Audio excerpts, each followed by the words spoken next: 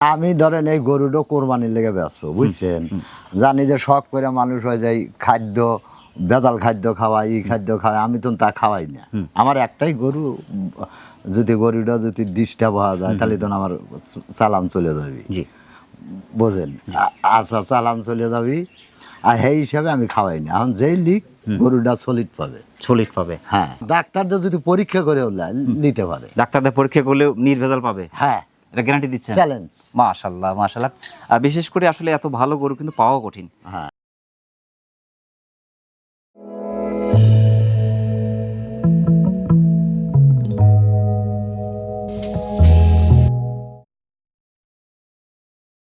আসসালামু আলাইকুম সুপ্রিয় দর্শক, রাখাল বন্ধু চ্যানেলের নিয়মিত নতুন আরেকটি পর্বে আপনাকে স্বাগত জানাচ্ছি। প্রিয় দর্শক, এই মুহূর্তে অবস্থান করছি সিরাজগঞ্জ জেলার উল্লাপাড়া উপজেলার হেমন্তবাড়ি পশ্চিমপাড়া একদম প্রান্তিক খামারে ইদ্রিস ভাইয়ের গরুর খামারে। দর্শক, বিশেষ করে ইদ্রিস ভাই প্রতি বছরই কোরবানি ঈদকে সামনে রেখে দু একটি গরু প্রস্তুত করে থাকেন। আজ আমরা দেখব এবারের সেটা কতদিন হলো পালন করছেন, কী ধরনের গরু তৈরি করেছেন, সেটা কেমন দামে বিক্রি করবেন, বিস্তারিত থাকছে আজকের এই পর্বে। আশা করছি পুরো ভিডিও জুড়ে আমাদের সঙ্গে থাকবেন। আজকের প্রতিবেদন পুরো সমাজ জুড়ে থাকছি আমি মোহাম্মদ ফরহাদ হোসেন, আর ক্যামেরা থাকছে লিখন তালুকদার। তাহলে দর্শক চলুন আর দেরি না করে শুরু করা যাক।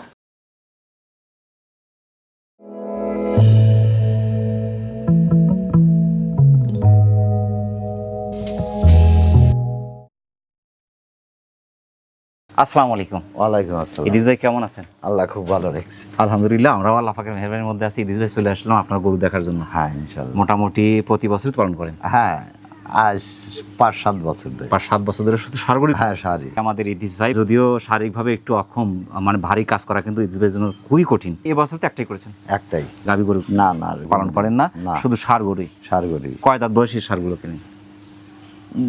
ধরেন ওয়া দাঁতিলও কেনা হয়, আবার দাঁতিলটাও কেনা হয়। এটা 4 দাঁত। এটা 4 দাঁত এখন? হ্যাঁ, এটা 4 এটা দাঁত। কয় দাঁত বয়সী কেনা ছিল? তাও 1 বছর। 1 বছর ধরে ধীরে ধীরে তিলে তিলে চমৎকার 4 দাঁতের একটি ষাঁড় গরু। হ্যাঁ, দেশি তো? দেশি। দেশি। এখন ওয়েট কেমন হতে পারে এটা? 3 মণ। 3 মণ। 3 মণ। মোটামুটি 1 বছর ধরে গরুটা পালন করছেন। জি। আমরা যদি শুরু থেকে বলি, কি ধরনের খাবারগুলো একটা খাওয়ালেন? খাওয়াইলাম ভুট্টা, পেরা, ছোলার ভুসি, অ্যাঙ্কারের ভুসি, আচ্ছা। আর গমের ভুসি। আচ্ছা, কাঁচা ঘাস? কাঁচা ঘাস। কাঁচা ঘাস কি ধরনের ঘাস দিলেন?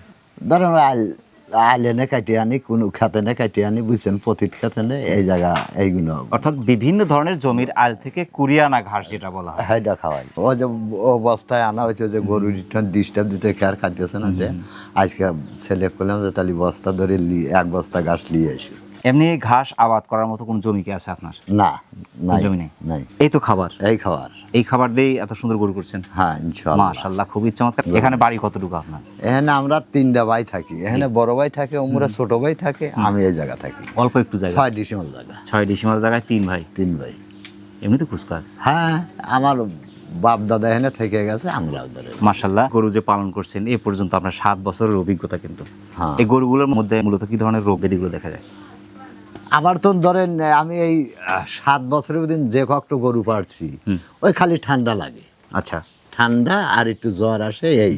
আমার তাছাড়া আর কোনো বালাম আছে এ পর্যন্ত কোনো সার কোনো ক্ষতিগ্রস্ত হয়ে গেছে, এরকম ক্ষতি হয়ে গেছে সারের কোনো অভিজ্ঞতা কি আছে? না, ক্ষতি হয় নাই আমার। ক্ষতি হয় নাই? না। শুরু এই 7 বছর ধরে যে করছেন এর মধ্যে কোনো গরু আপনার কোনো প্রকার ক্ষতি হয় নাই? হয় নাই। এই শুরু থেকে কি একটা গরুই শুরু পালন করা? আমি খালি একটুই, একটাই? প্রত্যেক বছরই একটা। তো এটা বিক্রি করে আরেকটা কিনবেন? হ্যাঁ, ইনশাআল্লাহ, যদি বাঁচা রাহি তাহলে কিনবো। একটা না দুটা করার চিন্তা আছে? বলা যায় না, টাকা টাকার সাথে। মাশাআল্লাহ, যেহেতু ছোট্ট একটা জায়গা, ছোট্ট একটা পরিবার, ঘাসও কুড়ে নিয়ে আসতে হয়, অনেকটা কষ্ট আর কি বলা যায়। এমনি আপনার যে ভুসি সংগ্রহ করছেন এটাই তো অনেকটা কষ্ট। হ্যাঁ, কষ্টই তো। এই যে 1 বছর আপনি পালন করছেন, এটা এ পর্যন্ত আপনারা যদি আমাদের একটা ন্যূনতম একটা হিসাব ধরি, হ্যাঁ, কত টাকার মতো খরচ হলো? তাও তো 80-85 পড়ে আছে। 80 থেকে 85 হাজার টাকা খরচ হয়ে গেছে। খরচ হয়ে গেছে। অনেকেই কিন্তু ইনজেকশন ব্যবহার করছে, কেউ আপনার ফিড ব্যবহার করছে। আমি ধরেন এই গরুটা কোরবানির লেগে ব্যস্ত, বুঝছেন? জানি যে শখ করে মানুষ হয়ে যায় খাদ্য, ভেজাল খাদ্য খাওয়াই, এই খাদ্য খাওয়াই, আমি তো তা খাওয়াই না। আমার একটাই গরু, যদি গরুটা যদি ডিস্টার্ব হওয়া যায় তাহলে তো আমার চালান চলে যাবি, জি, বোঝেন? আচ্ছা, চালান চলে যাবি, আর সেই হিসাবে আমি খাওয়াই না। এখন যেই লিক গরুটা সলিড পাবে। সলিড পাবে। হ্যাঁ, ডাক্তারদের যদি পরীক্ষা করে নিতে পারে, ডাক্তারদের পরীক্ষা করলেও নির্ভেজাল পাবে। হ্যাঁ, এটা গ্যারান্টি দিচ্ছেন? চ্যালেঞ্জ। মাশাআল্লাহ মাশাআল্লাহ। বিশেষ করে আসলে এত ভালো গরু কিন্তু পাওয়া কঠিন। হ্যাঁ। যেহেতু কোরবানির জিনিস, সুন্দর জিনিসই কিন্তু আসলে সংগ্রহ করে ওয়েট করে না কেনাই ভালো। হ্যাঁ। কাটা ছেঁড়া ন্যাংরা কোনো কিছু কিন্তু নাই। না, কিছুই নেই। কোরবানি কিন্তু কাটা ছেঁড়া ন্যাংরা গরু চলে না। চলে না। 8-10টা একসাথে পালন করতে পারতেন, হ্যাঁ। তাহলে হয়তো লাভটা একটাতে কম হলো, হ্যাঁ, একটা লস গেল আর একটা লাভ হইল। লাভ আসলো। যেহেতু গরুটা বিক্রি করতে চাচ্ছেন, কোরবানির জন্য তৈরি করা, মাশাআল্লাহ 4 দাঁত বয়সী, খুব চমৎকার একটি সার। হ্যাঁ। আসলে দেশি সার পাওয়া কঠিন, সেই ক্ষেত্রে এটার দামটা কেমন আসতে পারে? 1,20,000। 1,20,000। জি। এর মধ্যে কি দরদামের কোনো সুযোগ রাখবেন কে তাকে?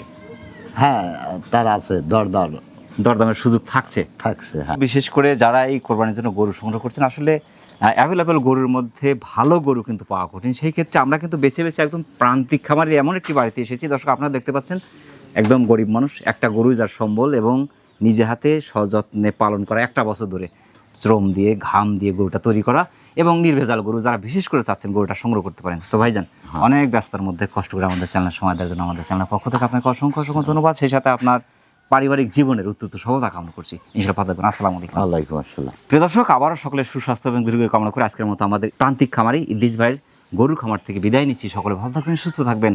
আসসালামু আলাইকুম ওয়া রাহমাতুল্লাহ।